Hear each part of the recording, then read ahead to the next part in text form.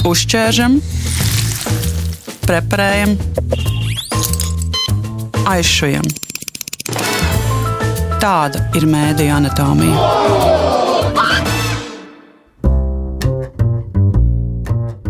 Šī gada pirmajā pusē visskaļākie ziņu virsraksti saistībā ar medijiem bijuši par valodas lietošanu. Pirms Eiroparlamenta vēlēšanām Latvijas televīzija pēc sabiedrības spiediena atcēla priekšvēlēšanu debates krievu valodā. Savukārt izmeklējošās žurnālistikas centram Rebaltika liek atmaksāt daļu no Sabiedrības integrācijas fonda piešķirtās naudas par to, ka krievu valodas satura tulkojums netika nodrošināts to ierunājot, bet gan titros. Šajā mediju anatomijā skaidrosim, kā saturu minoritāšu valodās veido somu sabiedriskais medijs. Tajā saturs krieviski tiek pārraidīts kopš 90. gadiem, bet kopš Krievijas iebrukuma Ukrainā arī tiek veidoti raidījumi ukrainiski. Mans vārds ir Zane Ozoliņa, un es sarunājos ar somu sabiedriskā mediju producentu Marko Krapu. Our official languages are Finnish, Swedish and Sami. And in addition to these, Wiley has content in English, Russian, Ukrainian, Karelian, Romani, and Finnish and Swedish sign language. And we also have some content in Easy Finnish and Easy Swedish. And in the fall, we will start news production in two new languages, Arabic and Somali. Can you explain what is the legal frame? How much do you, as a broadcaster, decide about the languages you are using and how much is written in the law? The law obliges us to treat the Finnish and Swedish-speaking population on equal grounds in our programming activities. The very same law obliges us to provide services in Sami, Romani, and sign languages. And as for other languages, the law obliges us, where applicable, to serve also in the language of the country's other language groups, and thus to support the nurturing of Finnish cultural heritage, tolerance, equality, and cultural diversity, and to take care of program offerings for minority and special groups as well. We know at the moment that there are over 100 different languages spoken in Finland. So obviously we can't cover those all, but we have selected some, the most important ones.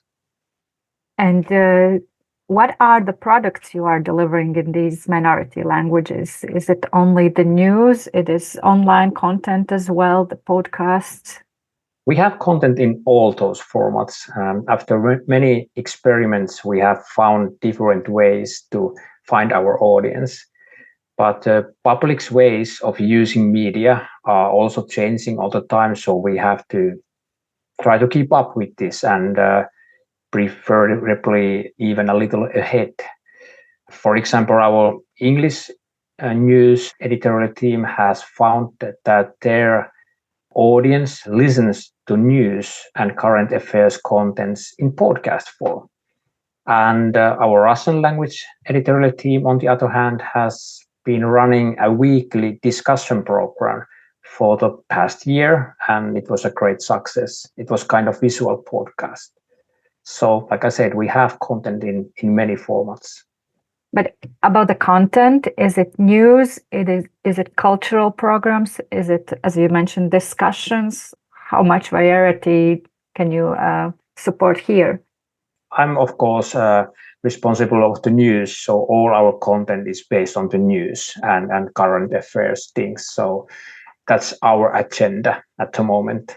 And of course, we cover different kind of topics, from culture, from economics, from healthcare, from politics, and even sports sometimes. And what is the history? How long have you been broadcasting and making programs in, for example, Russian and Ukrainian? Well, in Russia, we started the radio programs in the 90s.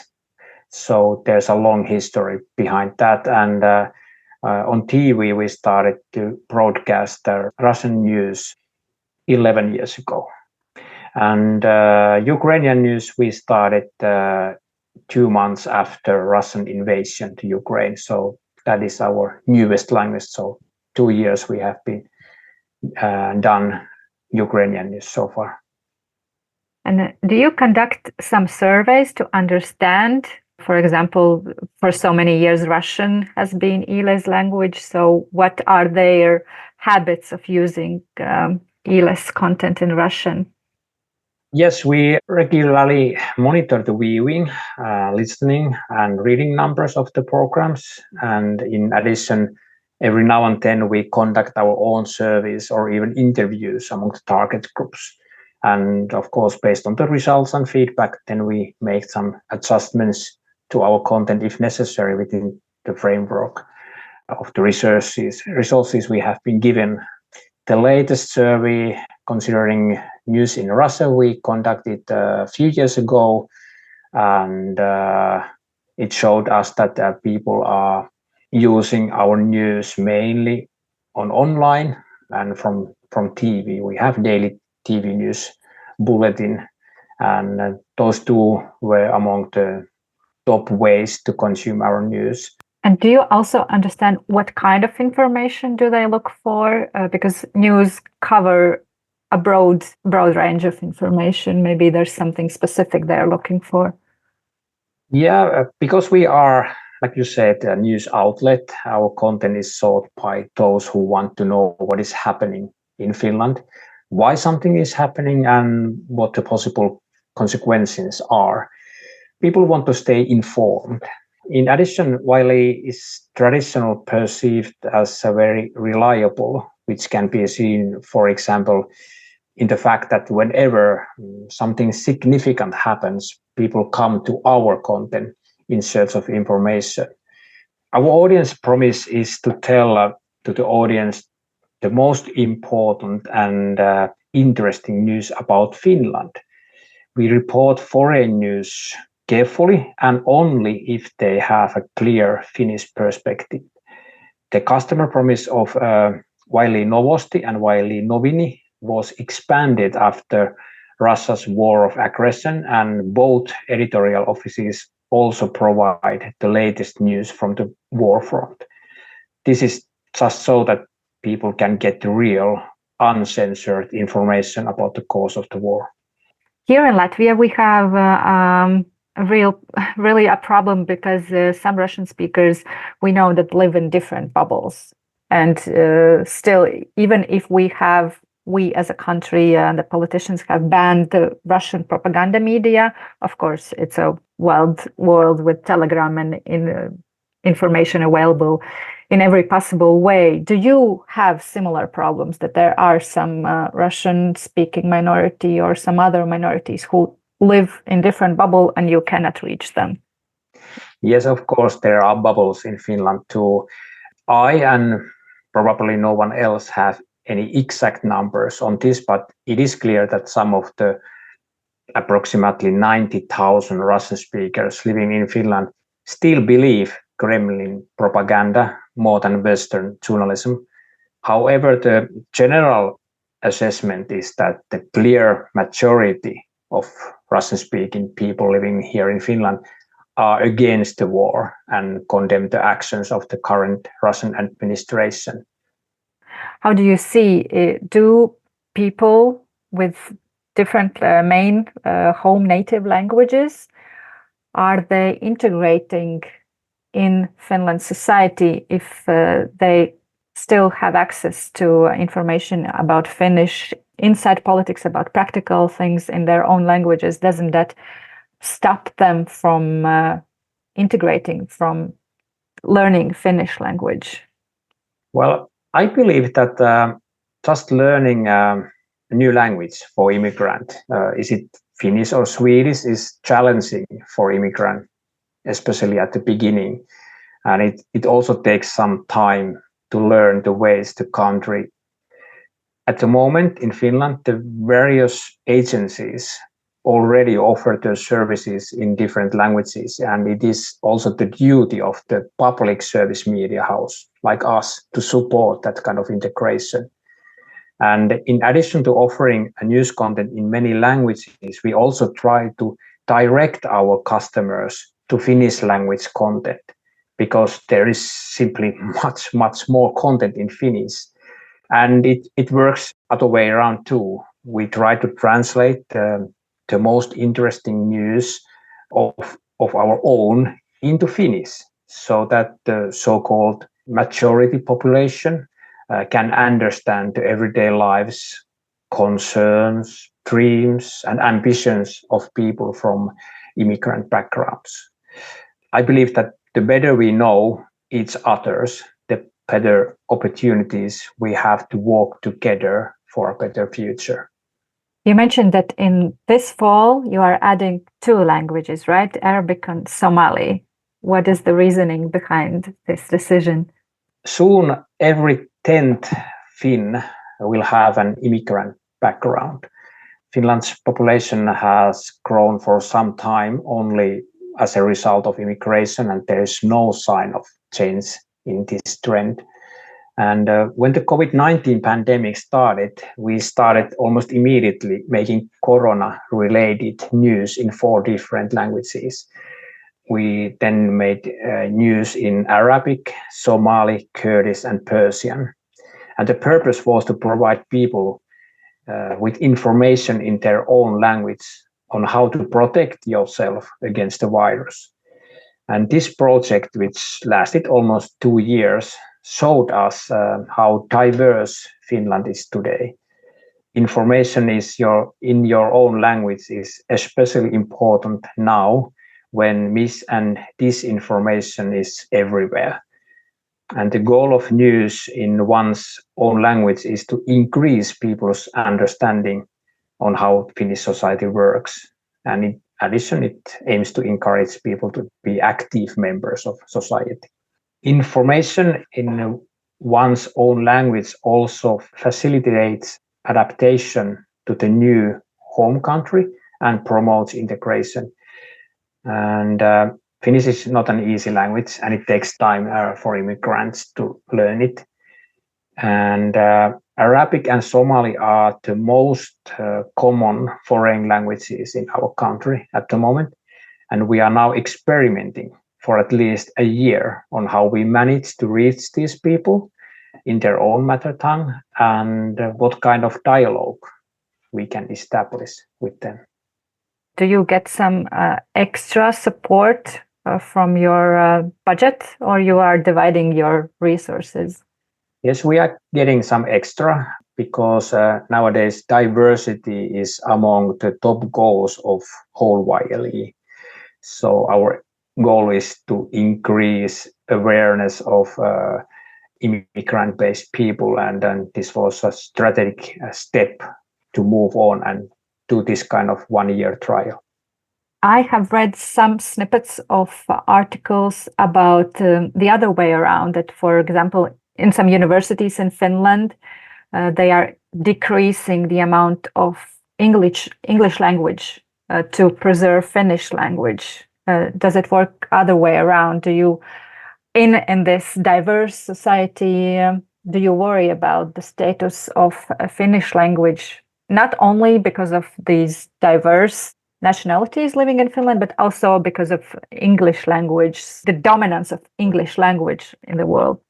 Well, I personally don't see English as a threat to the Finnish language.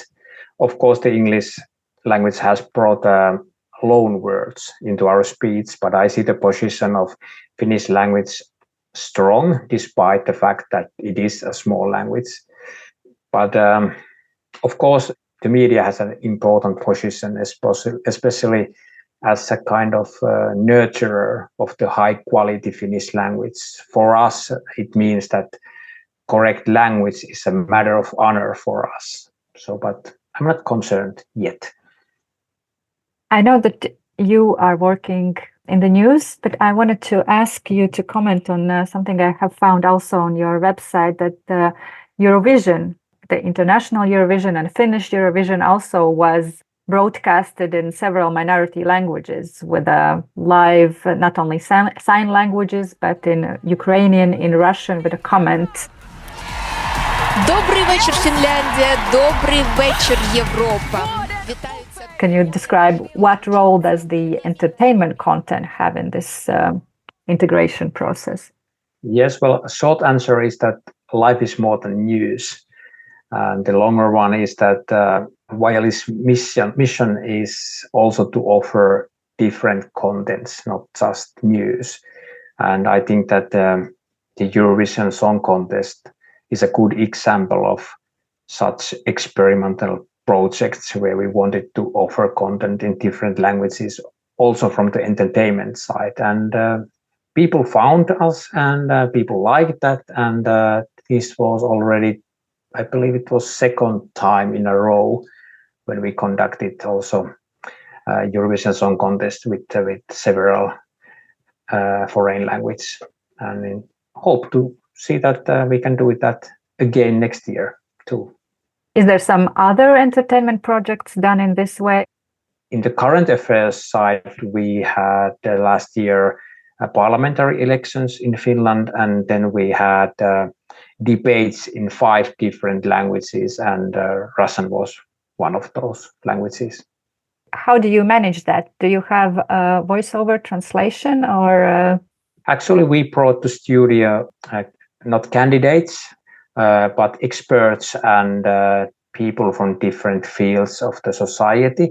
And we had debate with them that they told us what are the major topics and issues in their opinion in the elections. And then we discussed with those. And the purpose of these kind of debates was to increase the awareness of the elections and encourage people to use their vote, and hopefully we would have more immigrant-based candidates in the future in our parliamentary, regional, or even European Union elections. That would be cool.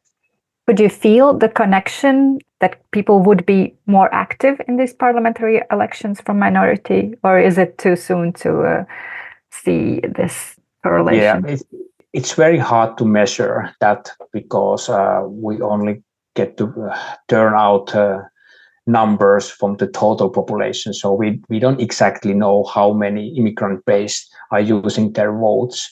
But the overall turnout in parliamentary elections rose a few percents compared to last elections. So maybe there are some immigrant-based people also. And we have also seen that the number of the immigrant-based candidates have rose a little bit, especially in the regional elections, which is great because that is the first step to them to be involved in democratic processes. And even some candidates came through to some city councils or so.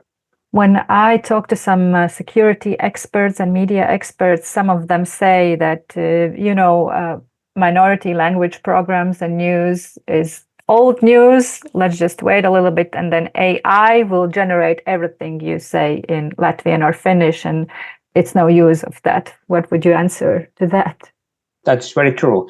We do use AI in our daily work in our every language team. So it helps us and it fastens the process. But of course, every time the human being checks the translation before publishing. But the main thing is that with Arabic and Somali is that, for example, that we will go inside among the people.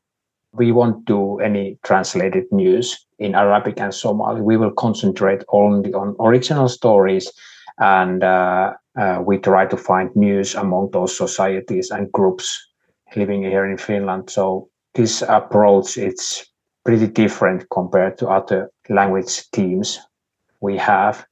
And we will operate first only on social media platforms. Of course, we have a link to the wireless platforms, but in order to find these people who are already using social media a lot as a news source, we have to be there and go there where the people are. So this is a very unique and interesting project we are heading to.